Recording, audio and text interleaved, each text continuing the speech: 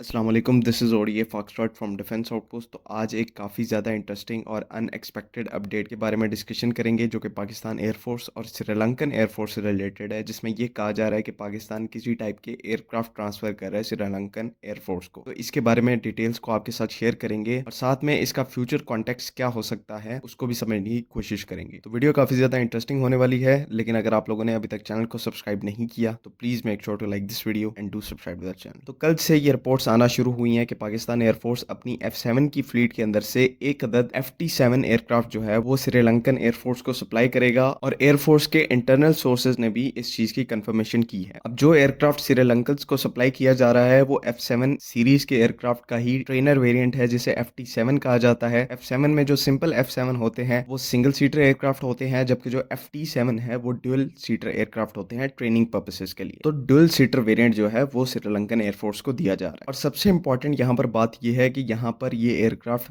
Free of cost Sri Lanka को provide किया जा रहा है और साथ में कुछ एडिशनल स्पेयर्स भी हैं जो कि वो भी फ्री ऑफ कॉस्ट दिए जा रहे हैं। अब श्रीलंकन एयरफोर्स की अगर बात करें तो वो प्राइमरीली फाइटर रोल्स के लिए ये चाइनीज J7 सीरीज के एयरक्राफ्ट को यूज करते हैं, जो कि हमारे पाकिस्तान के जितने भी F7 और F7 PGs हैं उनका एक बेस वेरिएंट है और इतने कोई ज्यादा नंबर में यूज नहीं करते। तकरीबन 5 के करीब नंबर्स में J7 इनके पास ऑपरेशनल है। उसके अलावा इनके पास FT7 का भी एक जो यूनिट है वो पहले से मौजूद है और अब ये जो पाकिस्तान से एक यूनिट मिलेगा तो ये 2 यूनिट इनके FT7 ट्रेनर एयरक्राफ्ट से हो गए। साथ ही साथ मैं पहले मेंशन करना भूल गया, श्रीलंकन एयरफोर्स फाइटर रोल्स के लिए इजरायली मेड काफीर एयरक्राफ्ट भी यूज करती है, जो कि मिराज सीरीज के एयरक्राफ्ट का ही एक इजरायली डेरिवेटिव है। लेकिन अगेन वहां पर जो नंबर्स हैं वो काफी ज्यादा लिमिटेड हैं, 3 से 4 के करीब है। तो आपको याद होगा कि श्रीलंकन एयरफोर्स की एक डेलीगेशन ने इंडस शील्ड 2024 का विजिट किया था, जहां पर पाकिस्तान एयरफोर्स ऑफिशियल से उनकी मुलाकात भी हुई थी और साथ ही उन्होंने JF-17 ब्लॉक 3 की वहां पर इंस्पेक्शन भी की थी। इसकी जो फोटोज और वीडियोस हैं उस टाइम के ऊपर बाहर आई थी। तो ये जो एक PAF का FT7 एयरक्राफ्ट श्रीलंकन को ट्रांसफर करने की जो डील है या इसे एक मूव कह सकते हैं आप, ये प्रोबेबली उसी टाइम के ऊपर डिसाइड हुआ होगा, क्योंकि PAF जितनी जल्दी हो सके F7 सीरीज के एयरक्राफ्ट को अपनी फ्लीट से रिटायर कर रही है और उनकी जगह पर नए मॉडर्न JF-17 जैसे मल्टी रोल फाइटर्स को लाया जा रहा है। इसी सिचुएशन को देखते हुए श्रीलंकन एयरफोर्स ने पाकिस्तान एयरफोर्स को अप्रोच किया और पाकिस्तान एयरफोर्स भी फिर एग्री हो गई, क्योंकि रिटायर करने से अच्छा है आप एक फ्रेंडली कंट्री को वो एयरक्राफ्ट दे दें, जिससे अल्टीमेटली ये होगा कि आपके स्ट्रेटेजिक और बायलैटरल रिलेशंस जो हैं श्रीलंका के साथ वो बेहतर होंगे। और जिस तरह की श्रीलंका के पास स्ट्रेटेजिक पोजीशनिंग है उस हिसाब से तो पाकिस्तान के लिए और भी प्रायोरिटी बन जाता है श्रीलंका को अहमियत देना, क्योंकि यहाँ पर भी पहले बांग्लादेश की तरह एक प्रो इंडिया गवर्नमेंट होती थी जिसको किक आउट कर दिया गया है और अब इसकी जगह एक न्यूट्रल गवर्नमेंट आई है, जिसकी वजह से ये सारी नई डेवलपमेंट्स जो हैं वो इस रीजन के अंदर हो पा रही हैं। अब पाकिस्तान ने ये जो FT7 एयरक्राफ्ट श्रीलंकन एयरफोर्स को प्रोवाइड किया है और फ्री ऑफ कॉस्ट प्रोवाइड किया है, ये इस चीज को शोकेस करता है कि पाकिस्तान श्रीलंका को वैल्यू कर रहा है और आने वाले टाइम में पाकिस्तान भी ये चाहता है कि स्पेशली मिलिट्री टू मिलिट्री जो ऑपरेशन है वो श्रीलंका के साथ बढ़े। और अभी से इस डेवलपमेंट के साथ हमारे जो एयरफोर्स टू एयरफोर्स रिलेशंस हैं वो बहुत ज्यादा बेहतर हो गए हैं और इवन इंडिया से भी काफी ज्यादा एडवांटेजियस पोजीशन में पाकिस्तान एयरफोर्स आ गई है। और इन सब एफर्ट्स का जो मकसद है पाकिस्तान एयरफोर्स के पॉइंट ऑफ व्यू से वो ये है कि हम श्रीलंका को फ्यूचर में JF-17 ब्लॉक 3 पिच कर सकें, क्योंकि उनको भी कहीं ना कहीं अब रियलाइज हो रहा है कि उनकी जो एयरफोर्स है वो कितनी वल्नरेबल है। बेशक वो पब्लिकली इस चीज का इजहार नहीं करते, लेकिन अंदर से हर मुल्क ये सोचता है कि इंडिया जैसा बड़ा और वॉलेटाइल नेबर आपके पास बैठा हुआ है जो कि किसी भी टाइम के ऊपर कुछ भी कर सकता है, तो कहीं ना कहीं आपको अपने डिफेंस के लिए प्रिपरेशंस करनी है और ये चीज एयरफोर्स से शुरू होगी। यहाँ पर पाकिस्तान एयरफोर्स को सिर्फ ये करना है कि उन्हें प्रोएक्टिवली